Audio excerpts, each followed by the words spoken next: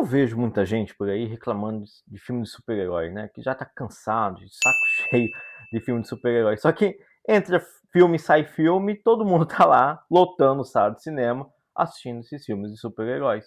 Não é à toa que o filme mais recente do Homem-Aranha já faturou mais de US$ 1 bilhão só em 2 semanas de lançamento.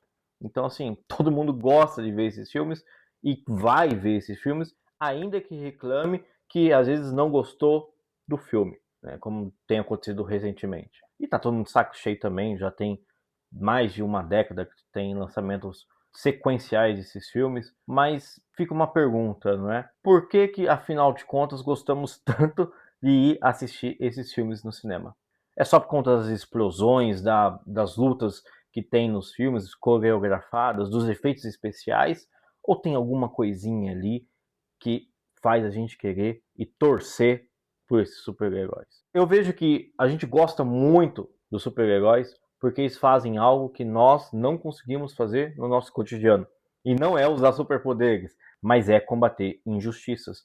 Eles são capazes de combater de forma imediata e precisa aqueles que fazem o mal. Já que na nossa sociedade, rotineiramente, nós vemos bandidos e criminosos saírem ilesos das atrocidades que cometem por conta de um sistema complexo que há na nossa sociedade e que os super-heróis resolvem com um estalar de dedos ou com uma grande batalha. Eles resolvem então tudo sem processo, sem burocracia, sem esperar a lentidão da justiça, sem punir um criminoso que, dependendo de detalhes técnicos, vai sair ileso do sistema porque teve uma violação ali dos direitos dele, o que é legítimo, tá? Não estou criticando o sistema como um todo, mas trazendo essa discussão de que o que é que nos faz gostar tanto de super-heróis, e que na minha concepção eles resolvem os problemas de forma rápida, punem os criminosos. Só que na nossa realidade, no nosso dia a dia, os criminosos não são punidos de forma assim rápida e eficiente. Um policial não chega e já prende o criminoso e ele já vai direto para a cadeia e está condenado. Tem todo um sistema, toda uma burocracia, tudo porque ninguém é bom o suficiente para prender, julgar e condenar uma outra pessoa. Só que nós criamos esse sistema de devido processo legal porque nós desconfiamos de nós mesmos. Nós temos a plena ciência de que não somos infalíveis.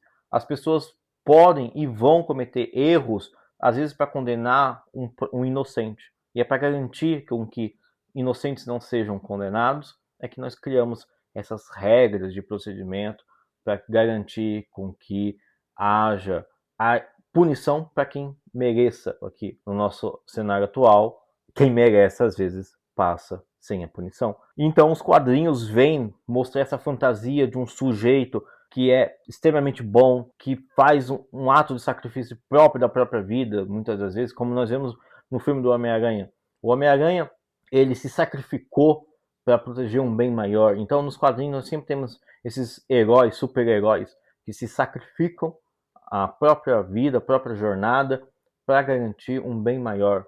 E nessas histórias dos filmes e dos quadrinhos, nós sempre concordamos com os super-heróis, porque nós sabemos que ele é o mocinho, que ele é o nice guy, o cara gente boa que está ali para punir, de fato, um criminoso, o vilão da história. Nós já temos a ciência, nós estamos vendo de fora todo o quadro, que é esse é o bonzinho, esse é o malvado, e o bonzinho tem que pegar o malvado e prender ele ou destruir esse vilão.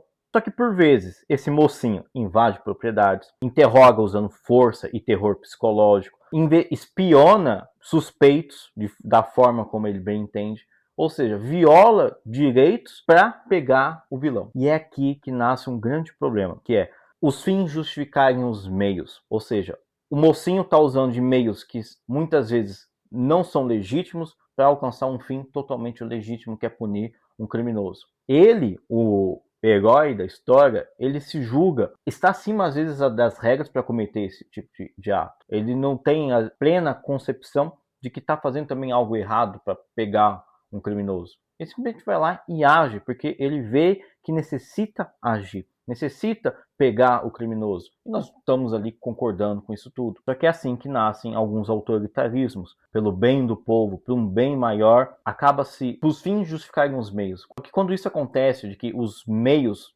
justificam os fins, os meios errados justificam os fins corretos, há um autoritarismo, há algo errado. Tem um outro problema com os heróis dos quadrinhos, né?